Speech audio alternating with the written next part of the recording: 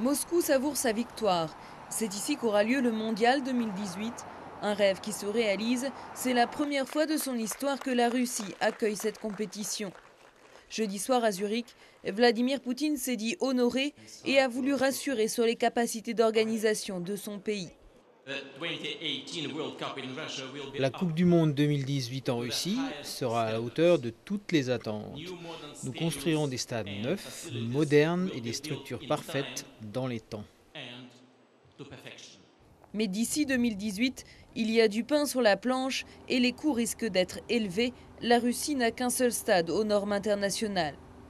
Le pays parle de dépenses de 7 milliards d'euros, mais selon certaines estimations, elles pourraient atteindre 38 milliards, car il n'y a pas que les stades à rénover.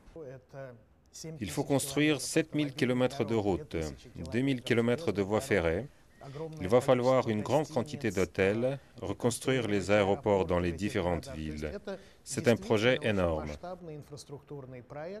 Nombre d'entrepreneurs comptent bien participer à ce développement et espèrent des retombées économiques positives.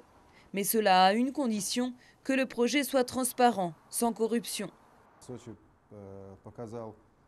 Sotchi, où auront lieu les JO de 2014, a montré ce qu'il ne fallait pas faire. L'argent n'y est pas dépensé rationnellement, ou alors est dépensé pour toute autre chose. C'est de la corruption, du vol. Et la corruption et le vol peuvent tout faire rater. Pour cela, il faudrait que les petites et moyennes entreprises aient accès au marché et pas seulement les grands groupes fortunés.